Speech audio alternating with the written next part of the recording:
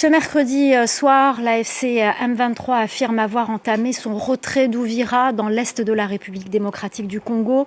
Mais pour le moment, les États-Unis considèrent qu'il n'y a aucune preuve crédible que ce groupe armé soutenu par le Rwanda se retire de la ville stratégique. Washington qui accentue la pression sur Kigali pour cesser son soutien au M23. Ce soir, nous recevons justement Olivier Ndoungiré, ministre rwandais des Affaires étrangères. Bonsoir monsieur. Merci infiniment de réagir sur notre antenne.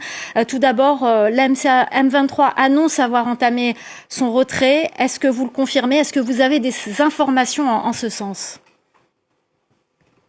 Merci beaucoup. Nous avons suivi, comme tout le monde, d'abord l'annonce de l'AFC M23 de son retrait de la ville de Villa, mais aussi le début du retrait aujourd'hui. Et nous espérons que ce sera un acte de bonne volonté qui permettra aux deux parties, au processus de Doha, de retourner à la table de discussion et de négocier les 6 protocoles restants de l'accord cadre du 15 novembre. Alors, nous avons reçu hier Patrick Muyaya, ministre de la Communication de la République démocratique du Congo. Il accuse le Rwanda, votre pays, d'être, je cite, le père du M23 et que vous êtes en quelque sorte le père du fils, le M23, et que vous êtes derrière l'avancée du M23 à Uvira et que vous n'avez pas respecté l'accord de Washington. Qu'avez-vous à répondre à ces accusations? Ma réaction est simple. En RDC, le conflit en RDC, il y a bien sûr le père et le fils, il y a aussi le mauvais esprit.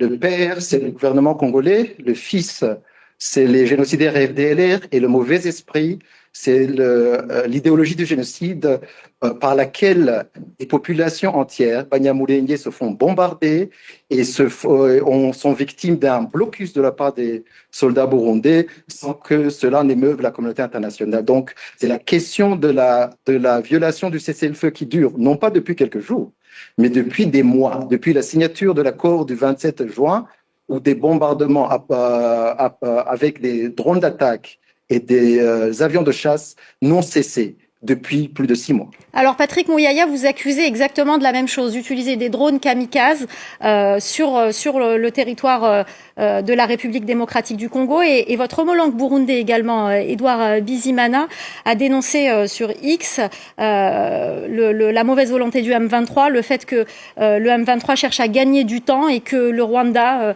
l'attaquait aussi sur son territoire. Ça, c'est faux.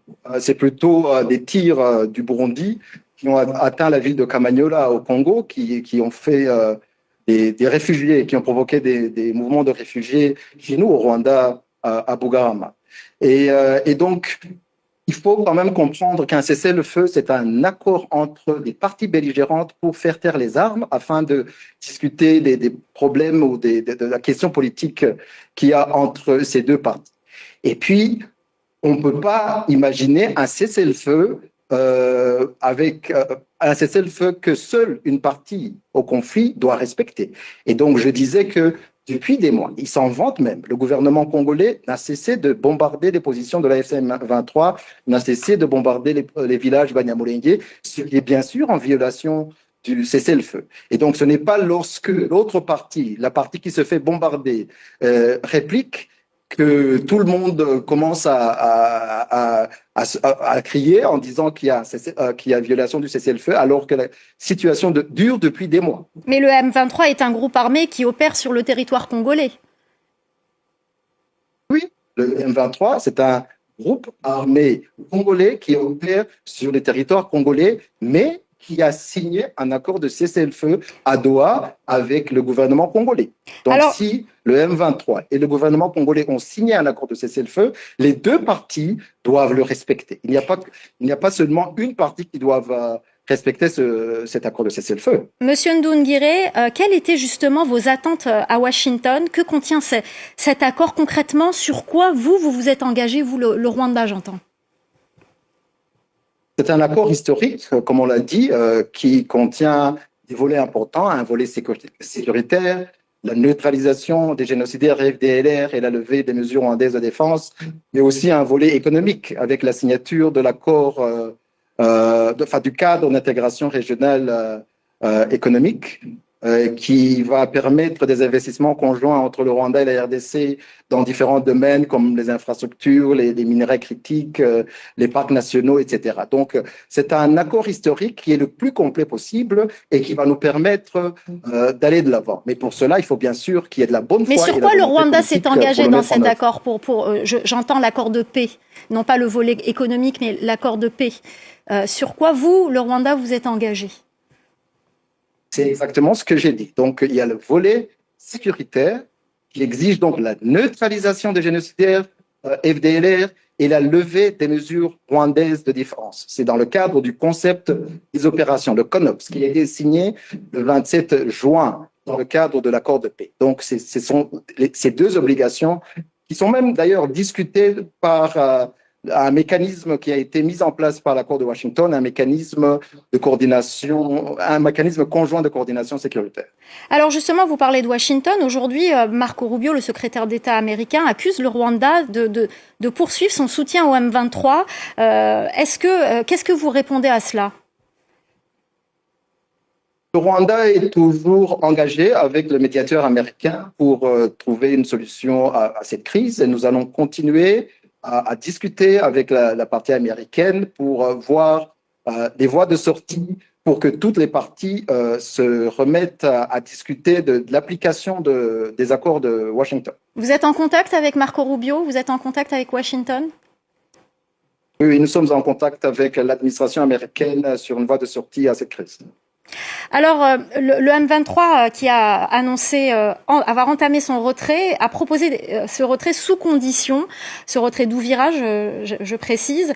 Et dans ces conditions, il y avait la démilitarisation d'Ouvira, mais aussi la présence d'une force militaire neutre, comme par exemple la MONUSCO ou même l'Union africaine. Est-ce que vous, le Rwanda, est favorable à la présence d'une force neutre sur le terrain? Nous y sommes favorables pour une raison très simple, puisque les retraits précédents de l'AFC M23, que ce soit à Walikale, Massissi ou autres, ont été suivis de massacres de la part des soldats FARDC et de leurs milices, des populations locales, des populations civiles qui avaient soutenu ou manifesté leur soutien au AFC M23. Et donc, qu'il y ait une force neutre, je pense, c'est la meilleure des choses pour sécuriser la population d'Uvira. Alors, je vous posais la question tout à l'heure si vous étiez en contact avec Washington, mais est-ce que vous êtes aussi en contact avec la République démocratique du Congo et le Burundi? Est-ce que il y a une rencontre de prévue entre les trois parties, notamment avec ces derniers développements à Uvira?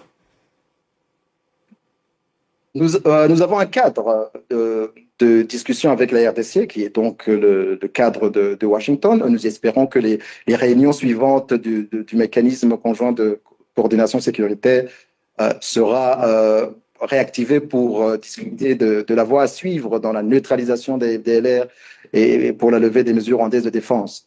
Pour le Burundi, une réunion s'est tenue ce week-end entre les services de sécurité des deux États pour parler de la désescalade. Et nous pensons que si ces réunions se poursuivent, que nous allons nous entendre sur une voie de sortie et pour une désescalade régionale et la réactivation des accords de paix. Alors, dernière question, est-ce que comment le Rwanda perçoit le fait que la pression soit accentuée sur le pays de la part de la communauté internationale, y compris des États-Unis, qui, je cite Marco Rubio, a dit prendre des mesures pour garantir que les promesses faites lors de l'accord de Washington au président Trump soient tenues? Les promesses qui ont été faites dans l'accord de Washington, c'est d'abord le respect du cessez-le-feu. Et ce cessez-le-feu doit être respecté par toutes les parties. Je pense que si la RDC respecte le cessez-le-feu et met fin à ces attaques aériennes, y compris par des drones d'attaque, et je pense aussi que l'autre partie devrait respecter ce cessez-le-feu. Donc, si toutes les parties respectent les accords qu'elles ont signés, je pense que il y aura une voie de poursuite de ce processus de Washington et du processus aussi de Doha par la même occasion. Merci beaucoup Olivier Ndounguiré, ministre rwandais des Affaires étrangères. Merci infiniment d'avoir répondu à nos questions.